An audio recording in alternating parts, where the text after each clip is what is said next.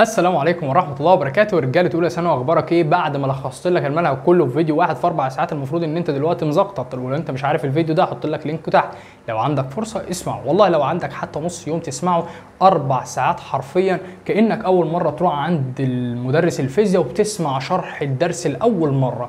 4 ساعات ملخص لك المنهج كله، كل القوانين وكل النظر وكل التريكات وكل الاستنتاجات، سواء انت ازهر او نظام عام، فانت ما تخافش. في الفيديو ده بقى انا عامله للناس اللي هي كانت مذاكره الفيديو وخلاص يا مستر عاوز اي حاجه راجع بيها علشان هبدا احل.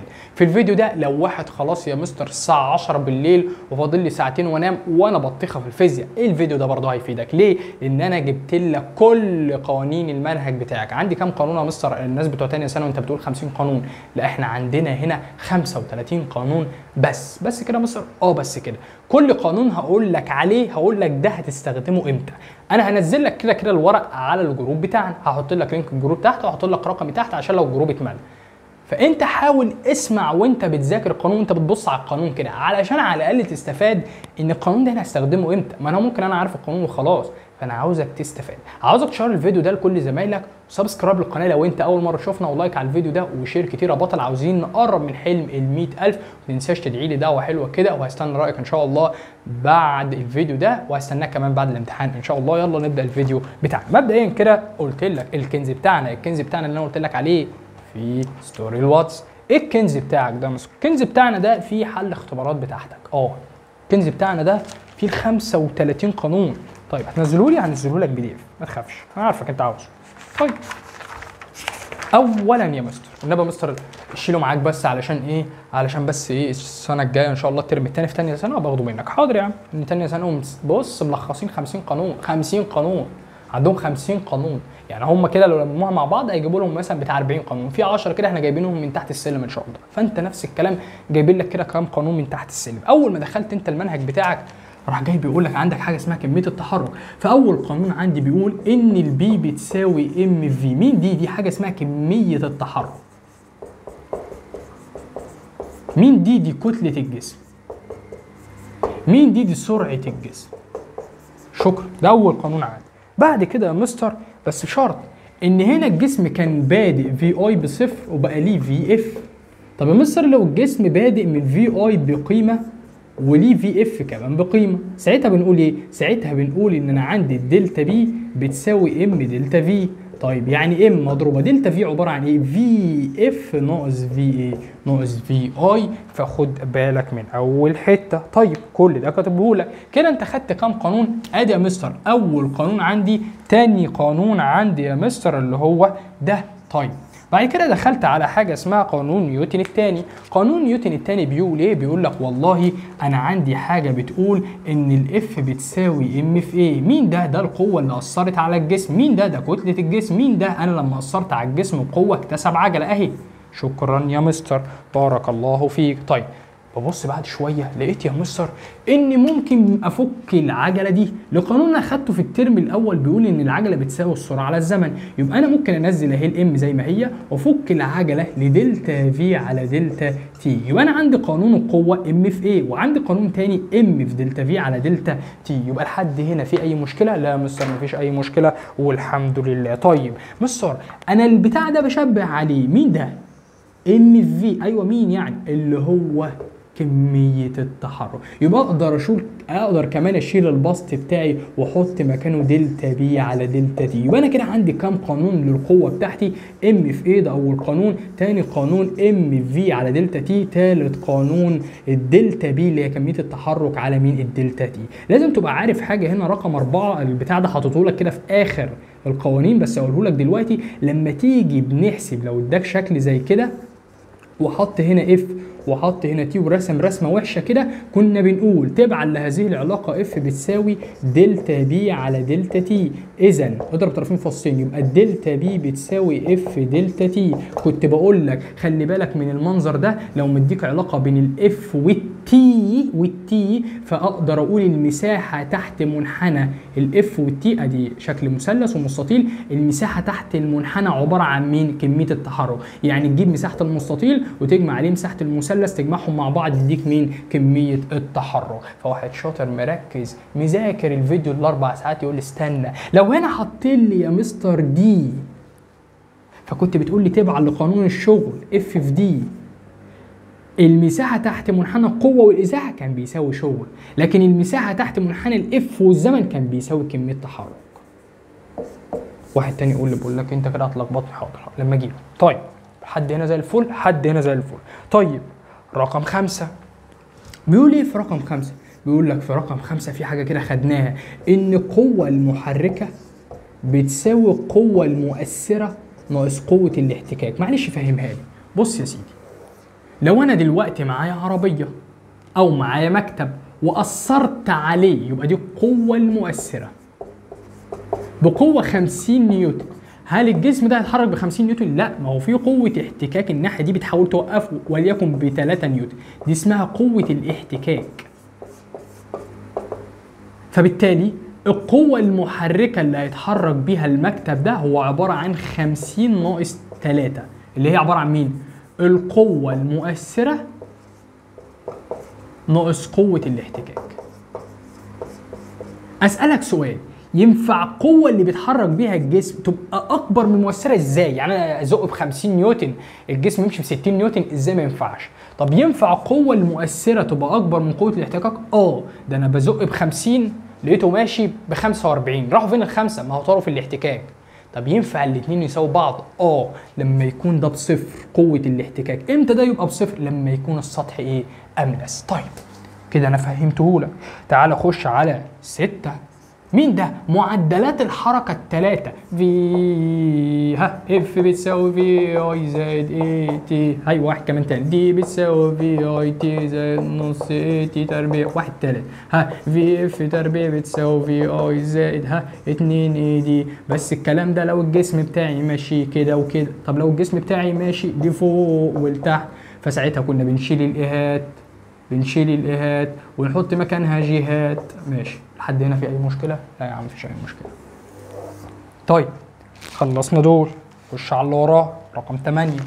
رقم 8 السؤال ده بيجي له بغلط فيه. لو عندي السطح ده وعندي جسم اسمه ام1 وجسم اسمه ام2، قطر وجسم اسمه ام3، وجيت بشد هنا بقوه اسمها اف، ايه اللي بيطلبه مني؟ بيطلب مني هنا T2 وبيطلب مني هنا T3. لو انت اول حاجه الجسم ده كله بيمشي بعجله اسمها ايه؟ ده بيمشي بعجله ايه وده بايه وده بايه، فاقدر اقول له ان انا عندي القوه دي شده كام كتله؟ شده 3. يبقى الاف بتساوي ام توتال ام1 زائد ام2 زائد ام3 في ايه؟ جبت الايه؟ عاوز اجيب T2. اسال نفسي سؤال، بص هرسمها لك تاني. T2 شده مين؟ شده ام2 وشده ام3. يبقى اقول له T2 اللي هي عباره عن زي القوه بتساوي الكتله M2 زائد M3 مضروبه في ايه؟ طب انا دلوقتي عاوز اجيب T3 شده ايه؟ شده M3 بس. يبقى اقول له T3 تساوي M3 في ايه؟ صعبه؟ لا مش صعبه. طيب المثال الرخم الثاني مين يا مصر؟ اللي هو بتاع البقره الملساء. بقره يعني ولا ايه؟ لا البقر ماشي. لو انا عندي بقره ملساء، كلمه بقره ملساء يعني الشد اللي هنا قد الشد اللي هنا. حطيت جسم هنا وحطيت جسم هنا. الجسم ده وزنه W1 وده وزنه W2، ده ليه M1 وده ليه M2. الجسم ده وليكن لو يعني العجله بتاعت الجسم ده قد العجله بتاعت الجسم ده. المهم يا سيدي بيضحك عليك في الامتحان ويحط لك هنا 1000 مثلا جرام ويحط لك هنا مثلا 500 كيلو جرام. فطبعا انا لازم عشان احل السؤال ده لازم اعرف مين الجسم اللي طالع ومين الجسم اللي نازل. فانت كده من اول نظره تقول لي ده نازل عشان ده تقيل وده طالع عشان ده 500 خفيف. اقول لك لا، ده بالجرام وده بالكيلو جرام، فخد بالك من الحته دي الله يكرمك، انا شرحتها لك تمام. فلازم تبقى عارف مين اكبر من مين. بفرض ان انا عندي وليكن M1 اكبر من M2، معنى ان M1 اكبر من M2 يبقى الجسم ده هينزل كده والجسم ده هيطلع كده. ده هينزل بعجله اسمها ايه وده هيطلع بعجله اسمها ايه. تمام. تروح مقسم الصفحه بتاعتك نصين، تاخد الجسم ده وتقول له بعد اذنك هاخدك في كلمتين كده على جنب. حاضر. وهتضربه بس. حاضر. ادي اهو. مين هنا؟ الوزن اللي هي بتساوي M1 G. مين هنا؟ التي. طيب ده تقول له بعد اذنك هاخدك في كلمتين تاني. طيب ها ده هنا التي وهنا الدبليو 2. الجسم ده ايه؟ طالع لي فوق. طيب ركز، الجسم ده نزل لتحت، تقول الكبير، ما هو نازل لتحت يبقى ده اكيد ده اكبر من ده، فتقول الكبير ناقص القوه الصغيره بتساوي مين؟ ام في ايه؟ طبعا ام واحد. هنا الجسم ده طالع لفوق نازل تحت، طالع لفوق، يبقى ده الكبير، يبقى تقول الكبير ناقص الدبليو 2 بتساوي ام 2 في ايه؟ ده بيساوي ده، فانا عاوز دي في طرف التي تبقى في طرف لوحدها وهنا التي في طرف لوحدها، خلاص يبقى التي بتساوي دبليو 1 ناقص ام 1 ايه، وهنا تقول لي ان التي بتساوي دبليو 2 زائد ام 2 في ايه، وبكده تقدر تساوي المعادله دي بالمعادله دي، واقول لك شكرا. من خلال المعادلتين دول تقدر تجيب مين؟ تقدر يا باشا تجيب العجله. تمام؟ والعجله دي هي العجله دي، اللهم بلغت اللهم فشل، عشان ما تقوليش انا عندي عجلتين.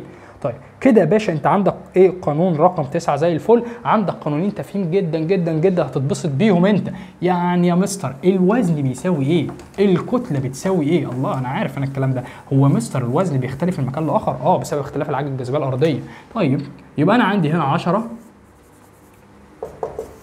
الوزن بتساوي ام في جي 11، بما ان الاف بتساوي ام في ايه، اذا الكتله بتساوي اف على ايه. سهله ده يا مستر عارفهم الحمد لله. حاضر يا عم. بعد كده حاطط لك القانون بتاع ازاي احسب المساحه تحت منحنى الاف والتي. تمام. وبعد كده تعالى بقى يا باشا نيجي نقول لك عندك رقم 13 السرعه الممسيه. دخلنا على الوحده الثانيه. رقم 13 12 انا شرحته لك قدام. 13 السرعه الممسيه هي عباره عن 2 باي ار على التي. جبتها من فين؟ كنت بقول لك لو انت عندك ادي مسار دائري، فهنفترض ان الجسم ده لف لفه واحده، فالزمن الدوري بتاعي اسمه تي. طيب هو الجسم ده لما يلف حوالين المسار الدائري يعني كانه بيعمل محيط، يبقى اللي هو عباره عن 2 باي ار. دي السرعه الممسيه. بعد كده انا اجي اسالك سؤال محترم، هو ايه الزمن الدوري ده؟ الزمن الدوري هو زمن دوره واحده، اللي هو عباره عن مين؟ اللي هو عباره عن واحد على التردد، او اللي هو عباره عن مين؟ عباره عن التي الزمن الكلي على عدد الدورات. معلش فهمولي، انت لو انت واقف هنا ولفيت لفه، فانا جيت قلت لك الزمن الدوري بتاعك بكام؟ بواحد. طب لفيت 5 لفات، يبقى عدد اللفات 5. اللفه الواحده بواحد ثانيه، يبقى الزمن الكلي بكام؟ هتقول لي عدد اللفات في زمن اللفه الواحده، يعني 5 في 1 ب5 ثواني. طب انا عاوز ده في طرف، فهتقول لي خلاص ده عباره عن الزمن الكلي على الان. خلاص كده يبقى انا عندي ادي اول قانون، ادي تاني قانون. تمام. قلنا ليه كام وحده؟ ثانيه، هرتز اس سالب 1، واخيرا دي اللي انا بقول لك خد بالك منها، ثانيه على السايكل. اللهم بلغت اللهم فشل. حلو. المفروض ان انا ما اقولكش وحدات، ده اتشرح. تمام. طيب بعد كده انت عندك هنا بعد ما قلنا الزمن الدوري بتاعك، عندك برضو التردد. التردد ده مستر عباره عن ايه؟ بص الزمن الدوري مقلوب التردد. يعني لو انت عندك التردد اسمه محمود، فالزمن الدوري يبقى اسمه 1 على محمود. حلو. يبقى انا اقدر اقول هنا يا مستر، اقدر اقول له ايه؟ اقدر اقول له ان انا عندي التردد بتاعي وعباره عن عكسه بقى 1 على الزمن الدوري. هنا انت قلت الزمن الكلي على عدد الدورات، لا هنا عدد الدورات على الزمن الكلي. شكرا. الوحدات تتعكس، قلت هنا ثانيه هنا تبقى ثانيه اس سالب 1، قلت هنا هرتز اس سالب 1 هنا تبقى هرتز، قلت هنا ثانيه على السايكل هنا دي وحدتها السايكل اصلا، يبقى سايكل على الثانيه، عكستها. طيب بعد كده عندك هنا العجله المركزيه. والعجله المركزيه دي سؤال نظري كده جاي على بالي. العجله المركزيه دي لما يجي يسالك سؤال، اصلا انت عندك في قانون نيوتن الثاني كان الجسم بيكتسب عجله منتظم موجبه او سالبه بسبب ايه؟ بسبب انه انت كنت بتاثر عليه بقوه، سواء مع في اتجاه حركته او عكس اتجاه حركته، فسرعته كانت بتزيد لو في اتجاه حركته، لكن لو عكس اتجاه حركته كانت سرعته بتقل. فلو سرعته بتزيد كنت بتكتسب عجله منتظمه موجبه، لو سرعته بتقل كنت بتكتسب عجله منتظمه سالبه. طب هنا يا مستر في الحركه في مسار دائري انا ما كنتش باثر عليه بقوه في اتجاه وعكس اتجاه، انا كنت باثر عليه بقوه اتجاهها عمودي على اتجاه حركته، وكان سرعه الجسم ما بتتغيرش اثناء ايه؟ سريانه في المسار الدائري. ازاي اكتسب عجله؟ هو سرعته ما بتتغيرش لكن اتجاه حركته او اتجاه سرعته كان بيتغير، فنتيجه تغيير اتجاه سرعته او اتجاه حركته ادى الى ان الجسم ده اكتسب عجله اسمها العجله ايه؟ المركزيه، واتجاهها بيبقى في نفس اتجاه القوه الجاذبيه المركزيه اللي الاثنين لازم يمروا بنقطه ايه؟ بنقطه الاصل بتاعت المسار الدائري، يبقى شكلهم عامل كده. الله ينور عليك يا مستر. طيب الاي سي بتساوي في تربيع على ار، واثبتنا الكلام ده في الفيديو بتاع الاربع ساعات. طيب القوه الجاذبه المركزيه، القوه الجاذبه المركزيه ليها كام قانون بالصلاه على النبي كده؟ 6 قوانين. 6 قوانين. ازاي يا عم ده في الكتاب مكتوب 4؟ 6 قوانين. انا هقولهم لك سريعا، ولو انت عاوز تفهمهم بالتفصيل الممل ده في الفيديو. اول حاجه القانون بيبدا ام في اي سي بتاع قانون نيوتن الثاني. هشيل الاي سي واحط مكانها في تربيع على ار. طب عاوز اشيل الفي تربيع، اشيل الفي تربيع واحط مكانها ايه؟ مش انت خدت ان الفي بتساوي 2 باي ار، بس ربع ده كله يبقى بتساوي، خلاص بقى بتساوي كام؟ ام في 2 باي ار على تي الكل تربيع على الار، يبقى ام في 4 باي تربيع ار تربيع على تي تربيع في ار. طير دي واحده من هنا مع دي، شكرا. يبقى ادي 1 ادي 2 ادي 3. تعال ناخد 4، ما تفك يا عم دي، هفكها لمين؟ فكها للزمن الكلي على ان، حاضر. ادي ام في 4 باي تربيع في ار على تي على ان الكل تربيع. التربيع يخش على فوق وعلى اللي تحت. مقام المقام بسطيشن. ادي قانون رقم 4. طيب ما انا ممكن كمان اشيل التي واحط مكانها 1 على التردد، بس ما تنساش تربعها، حاضر. ام في 4 باي تربيع في ار على 1 على اف، بس هربعه، يعني هيديني 1 تربيع ب1 على اف تربيع. مقام المقام بسطيشن، يبقى الاف تطلع لفوق تربيع. يبقى انا عندي كده 4 وادي 5. طب السادس فين؟ ممكن تفك الاف ده. لو فكيت الاف ده هيرجع معاك بالقانون ده تاني، لكن انت هتفك الاف لمين؟ هتفك الاف في الان على التي، وما تنساش تربعها، اهي الان على التي. تمام؟ تمام. طيب عندك قانون 19 لما كان عندي 5 انواع للقوه الجاذبيه المركزيه، كان في عندي قوه الشد، وكنت بقول لك لو انت عندك خيط وبتلفه كده فقوه الشد هي عباره عن القوه الجاذبيه المركزيه. هو ممكن يسالك يجي يقول لك انا عاوز قوه الشد هي القوه الجاذبيه المركزيه. لو انت معاك مثلا حبل وبتلفه، عندك قوه التجاذب المادي بين جسمين، فاكرها قوه التجاذب المادي بين جسمين اللي هي بين كوكبين، كنا بنقول عليها اللي اسمها اف جي. برضه نفس الكلام، هي عباره عن القوه الجاذبيه المركزيه، وده ثاني نوع. ثالث نوع عندك قوه الاحتكاك. لو عندك عربيه ماشيه في مسار دائري والمسار الدائري ما بيميلش على الارض، فساعتها كنا بنقول ان القوه اللي كانت بتاثر عمودي على اتجاه حركته هي عباره عن قوه الاحتكاك. فلو سالك عاوز قوه الاحتكاك بتقول له هي عباره عن قوه الجاذبيه المركزيه. لكن لو انا عندي مثلا مسار دائري بيميل على الافق بزاويه زي اللي هي وليكن السباقات، فانت ساعتها كنت بتقول ايه؟ هي عباره عن مجموع مركبتي الافقيتين لقوه رد الفعل وقوه مين؟ الاحتكاك. فساعتها كنا بنقول ايه؟ كنا ساعتها بنقول ان انت عندك دلوقتي الاف سي كانت عباره عن اف ان ساين سيتا اللي هي قوه رد الفعل، وعندك اف كوزاين سيتا اللي هي قوه مين؟ اللي هي قوه الاحتكاك. بعد كده اخر نوع عندك اللي هي لما كان عندك قوه الرفع للطياره لما كانت بتيجي تميل، كنا بنقول هي عباره عن المركبه الافقيه لقوه الرفع. الاف سي القوه الجاذبيه المركزيه هي عباره عن الايه؟ الاف تي ساين سيتا. تمام. بعد كده عندك هنا كنا بنخش على ايه؟ كنا بنخش على اخر حاجه عندك اللي هو قوه التجاذب المتبادله بين الجسمين، اللي هو قانون الجذب العام لعمك نيوتن. كان بيقول ايه؟ كان بيقول لك ان انت عندك اول حاجه، وده القانون رقم 24 وقربنا نخلص اهو. اتمنى ان احنا ما نكونش عدينا نص ساعه، بس انا بصراحه يعني ما بعرفش كده اللي هو اقول قوانين خلاص. تمام. اول قانون خدته انت بيقول قوه التجاذب المادي بين جسمين هي عباره عن جي كابيتال ام سمول على ار تربيع. خلي بالك الله يكرمك، لما يكون عندك جسمين كده وقلت لك ان الجسم الكبير ده وده جسم صغير بيأثر على الجسم الصغير بقوه اسمها اف، الصغير بيأثر على الكبير بقوه برضه اف، الله يكرمك، دي اسمها قوه التجاذب المتبادله بين جسمين، بنبدل مع بعض. اياك تقول اكيد بيتخابس عليا، الله يكرمك هو مش بيتخابس عليك. لو الكبير بيأثر على الصغير بمحمود فالصغير بيأثر على الكبير برضه بمحمود، هو فرق في اتجاهات بس. ماشي.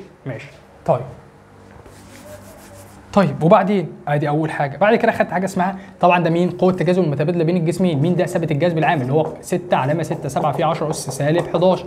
طيب ده مين؟ ده كتله الكوكب الكبير. طب ده مين؟ كتله الكوكب الصغير. طب ده مين؟ ده البعد بين مركزي الكوكبين او الجسمين. يعني ايه؟ يعني لو عندي جسم كده وجسم كده، هل الارض يقصد بها من هنا لهنا؟ لا، يقصد بها من اول نص القطر ده ويمشي يمشي لحد نص القطر ده، فاسمها ايه؟ اسمها طبعا ده عشان في مربع البعد بين مركزي ايه الجسمين. ماشي. طيب لو عايز تجيب الثابت اللي عام ده في طرف لوحده هتضرب طرفين في وسطين، فيديك ايه؟ يديك قانون جديد بيقول ان الجي بتساوي اف في ار تربيع على ام كابيتال ام ايه؟ ام سمول. وكده انت زي الفل. تعالى بقى نخش على قانون 26 اللي هو شده مجال الجاذبيه الارضيه، اللي هو كان بيقول الجي بتساوي جي ام كابيتال على ار تربيع. اخد بالي من الحته دي، لما تجيب شده مجال الجاذبيه انت بتجيبه الجسم كتلته 1 كيلو جرام. يعني معنى كده ان شده مجال الجاذبيه لا تتوقف على ام سمول. يعني انت لو عندك جه سالك سؤال ان انا عندي الجسم ده كتلته زادت، كانت 1000 وبقت 2000، هيحصل ايه شده مجال الجاذبيه؟ مش هيحصل لها حاجه. تقول ليه؟ عشان هو ما بيعتمدش اصلا على كتله الجسم. اما مين دي كتله الكوكب الكبير. انك انت لما بتيجي تجيب شده مجال الجاذبيه بتجيبه بالنسبه للجسم بيبعد عنه كتلته 1 كيلو جرام. انا ما بفهمش غير في كده. طيب الارض دي عباره عن مين؟ عباره عن من مركز الكوكب لحد مركز الجسم. امين. فلو جه قال لك مثلا ان انت عندك نص القطر ار كابيتال، وجه كمان الجسم ده بيبعد عن الارض من السطح للجسم اتش، فساعتها دي اشيلها واحط مكانها ايه؟ ار كابيتال زائد الاتش بكل تربيع. امين. فهمت بس حته الام سمول دي علشان لو انت مش لاحق تبص على الفيديو اللي فات خلي بالك. طيب لحد هنا وانت زي الفل. بعد كده نخش على الشغل وانت ما عندكش غير قانون واحد في الشغل، ان الدبليو بتساوي اف في دي ضرب قياسي عادي كوزاين سيتا. عشان كده ده ضرب قياسي. الشغل بتاع كميه فيزيائيه قياسيه وليس كميه فيزيائيه ايه؟ متجهه. طبعا بس الشغل كان ليه اكتر من قانون؟ لا ملوش اكتر من قانون، هو ده القانون الاساسي بتاعه. بس انا كنت بشوفه من غير كوزاين، لا ما انت لازم ترجع لحالات مين؟ لو باختلاف الزاويه بيحصل ايه؟ الشغل بتاعي لازم ترجع لها دي. ساعتها لو كان الاثنين في نفس الاتجاه كوزان صفر ايه؟ بواحد، كنا بنوصل لاقصى قيمه موجبه للشغل. طب لو الاثنين عكس اتجاه اقصى قيمه سالبه للشغل. طيب كل ما ببعد عن الصفر ورايح لل90 الشغل بتاعي عمال يقل. طب لما وصلت لل90 الشغل بتاعي بالصفر. طب كل ما ببعد عن ال90 الشغل بتاعي بيزيد بس في الاتجاه المعاكس، يعني بايه؟ باشاره سالبه. طيب حد هنا زي الفل. واحد يقول له الله يبارك لك انت بدات تفكرني اهو، انا راجل كنت مذاكر بس انا عشان دخلت على امتحان كيمياء وايه وعربي وانجليزي ومش عارف ايه والكلام ده فانا نسيه. طيب بعد كده دخلنا على اخر وحده اللي هي طاقه الحركه. بتقول لي طاقه الحركه ان انا عندي كي اي بتساوي نص ام في تربيع، بشرط ان انا هنا عندي الجسم بادئ من في اي بصفر والفي اف بقيمه. طيب يعني دي في اف بس احنا بنشيلها. طب لو كان الفي اي بقيمه والفي اف بقيمه، بيقول لك هو ايه؟ بيقول لك عاوز مثلا معاك عربيه ماشيه في اي وبعد شويه ماشيه في اف، فهو بيجي يقول لك انا عاوز اعرف الشغل المبذول من نقطه ايه للنقطه بي. فساعتها انت بتعمل ايه؟ بتقول له يعني كانك بتقول انا عاوز اجيب الشغل المبذول من نقطه ايه لبي، كانك بتقول انا عاوز تجيب الدلتا كي اي اللي هي بنص ام في الثانيه تربيع ناقص في الاولانيه تربيع. هتقول لي ايه اللي ظهر الفي اي دي؟ ما هي المفروض يا حبيبي كانت تبقى هنا بس قلنا شلناها علشان ايه؟ الفي اي بتاعها بصفر. لحد هنا في اي مشكله؟ لا يا عم مفيش اي مشكله. طيب في علاقه عندك طبعا، مش انت عارف ان الشغل بتساوي كميه التحرك؟ يعني اقدر افك الشغل زي ما قلت لك لاف في دي. طب فين الكوزاين؟ هنفرض ان اتجاه القوه مع نفس اتجاه الازاحه بتساوي الدلتا كي اي بتساوي كمان نص ام في اف تربيع عادي جدا. وممكن اشيل ده واحط مكانه حاجه تانية خالص. ايه يا مستر دي؟ مش انت عندك قانون معدلات الحركه وبتقول لي بالقانون بالشكل ده يعني معنى ده بصفر يعني الفي اف بتساوي اي تي؟ يعني ممكن اشيل في اف وما تنساش تربع وتحط اي تي بس في تربيع، فالتربيع يخش على التي ويخش على الاي. يعني معنى كده ان اسمع ان طاقة الحركة تتناسب تناسبا ايه مع الزمن؟ تتناسب تناسبا طرديا مع مربع الزمن وليس الزمن. الحمد لله. طيب حد هنا فاهم مشكلة؟ لا يا عم مفيش اي مشكلة زي الفل. انت لحد هنا. بعد كده تخش على حاجة اسمها طاقة الوضع. خلاص انت في قانون رقم 32. خلاص يا عم مبروك. مش هنشوف بعض تاني، ممكن نشوف بعض في تاني سنة ان شاء الله. تمام. عاوزك تشير الفيديو ده لكل زمايلك علشان يستفادوا زي ما الحمد لله انت بتستفاد. طيب لو عاوز اجيب طاقة الوضع، طاقة الوضع نفس القانون، بي بتساوي ام جي اتش. مين ده؟ ده طاقة الوضع. مين ده؟ ده كتلة الجسم. مين ده؟ عجلة الجاذبية الأرضية. مين ده؟ ده الارتفاع بعد الجسم عن سطح الأرض. طيب المنظر ده معناه ان الجسم كان على الأرض فالاتش بتاعته بصفر، فطاقة الوضع بتاعته بصفر. بعد شوية بقى فوق، فبالنسبة لي دي اتش 2، فعشان كده ما كتبتش مثلا اتش ناقص اتش 1. تمام؟ فكتبتها على طول اتش. طيب لو هو طلب مني مثلا انا عندي جسم كان عند النقطه دي وبيبعد عن الارض H1، بعد شويه بقى عند النقطه B وبيبعد عن الارض بمقدار H2. فساعتها بيطلب مني ايه؟ عاوز مقدار الشغل اللازم لرفع الجسم من A ل B. فكاني بقول له انا عاوز الدبليو، فبتقول له الدلتا دي اي اللي هو عباره عن ام جي H2 ناقص H1 اللي هي H الكبيره ناقص H الصغيره. كل ما اطلع لفوق ابعد عن سطح الارض كل ما طاقه الوضع بتاعتي بتزيد، كل ما طاقه الحركه بتقل. طب مجموعهم بيساوي مقدار ثابت اللي هو الطاقه الميكانيكيه. يعني لو انا عندي مثلا الطاقه الميكانيكيه بتاعتي، عشان انا بكلم بس الناس اللي هي مذاكره شويه، الطاقه الميكانيكيه لو انا عندي بتساوي 100 جول وجي قلت لك ان انا طاقه الوضع ب 50 وطاقه الحركه ب 50، يبقى هو في نص المسافه، هو واقف في النص. جيت بقى شويه قلت لك ان طاقه الوضع زادت، ماذا يحدث للطاقه الميكانيكيه؟ تظل ثابته. يا راجل ده بقول لك طاقه الوضع يا ابني بتظل ثابته. ما هو الزياده في طاقه الوضع طاقه الحركه قلت، مجموعهم بيساوي مقدار ثابت اللي هو الطاقه الميكانيكيه. ماشي طيب لحد هنا انت زي الفل وعظمه يا مستر. نخش على اللي انا قلت لك عليه، ان انا عندي طاقه الوضع زائد طاقه الحركه بتساوي مقدار ثابت اللي هو الطاقه الميكانيكيه. اسمع بقى، لو الطاقه الميكانيكيه ب 200 ده اخد 100 ده ياخد 100، طب ده خد 50 ده ياخد 150، طب ده خد 20 ده ياخد 180، طب ده خد 10 ده ياخد 190، طب ده خد صفر ده ياخد 200 كلهم، طب ده خد ده اللي خد الصفر يبقى ده ياخد 200. المهم ماليش دعوه، انت تزيد تقل انا مقدار ثابت ماليش دعوه. ده زاد علاقه عكسيه مع ده مش مع ده، ده زاد ده يقل، طب ده زاد ده يقل، طب ايه، طب ده زاد ده ما يحصلوش حاجه، طب ده قل ده ما يحصلوش حاجه، ماليش دعوه. ده قل ده يزيد ده ماليش دعوه. تمام؟ مقدار ثابت ما اعرفش. تمام؟ بس بفرض ان احنا بنهمل مقاومه الهواء، ده كلام تاني يعني. لحد هنا مفيش اي مشكله. عندك القانون اللي هو قانون بقاء الطاقه الميكانيكيه اللي هي مجموع طاقتي الوضع والحركه عند النقطه بيساوي مجموع طاقتي الوضع والحركه عند النقطه تاني، بالشرط ان احنا اهملنا مقاومه الهواء اللي هو الصيغه بتاعته، وده بس اللي مطلوبه منك كصيغه، اللي هو انت بتكتب ايه؟ ادي هنا بي اي اف زائد كي اي اف بتساوي بي اي اي زائد ده يساوي كي اي. طبعا واحد قال لي انت اثبتت القانون ده عشان مش فاهمه، اثبته في الفيديو. تمام؟ عملت حساب للناس اللي هي في الدفعه الجديده. خلاص طيب انت كده بفضل الله خلصت ال 35 قانون، هنزلهم لك ان شاء الله. بتمنى ان انت في الاجازه بتاعتك تستفاد، تسمع الكورس التاسيس بتاع الفيزياء، هحطه لك تحت برضه عشان ما تنساش. ما تذاكرهوش بعد ما تخلص على طول، بس احفظه علشان ما تنساهوش. اتمنى ان انت تشير الفيديو ده لكل زمايلك، وتشير الكورس بتاعنا لكل زمايلك، وتستعد ان في الثانيه سنه وان شاء الله هنزل لك شرح جديد باذن الله، والمراجعات موجوده كده كده، فما تخافش. حتى لو انا رحت الجيش ان شاء الله هحاول اجهز مراجعات وفيديوهات شرح، هخلي حد ان شاء الله ينزلها. عاوزك تشير الفيديو ده لكل زمايلك. لو انت اول مره تشوفنا ما تنساش تعمل سبسكرايب ولايك على الفيديو. عاوزك الاجازه الجايه دي مش بقول لك ذاكر فيها، لا استفاد بيها بعقلك. عود نفسك ان انت تخلق لنفسك طريقه حل، تشوف اللي قدامك. شوف بتوع ثالثه ثانوي، انا ما بقولش لثانيه ثانوي بص، بقول لاولى ثانوي تبص، بص ثالثه ثانوي بص اللي ذاكر بص اللي ما ذاكرش. في ناس ذاكرت وربنا وما وفقهاش، انت شد حيلك، يعني قول انا هعمل اللي عليا، يمكن ربنا يكرمني ويمكن نظام يفرق عن نظامهم، ممكن سنتي تبقى احلى من سنتهم، ممكن امتحاناتي تبقى احلى من امتحاناتهم. فركز وشد حيلك، واتمنى ان انا ما اكونش قصرت معاك، واتمنى ان انا اكون فدتك بقدر ما املك من معلومات. فاتمنى ان انت تشير الفيديو ده وتبقى من احد الناس اللي بتدعمنا ان احنا نقرب من حلم ال 100,000 مشترك. هتوحشنا بطل. اشوفك ان شاء الله السنه الجايه على خير. السلام عليكم.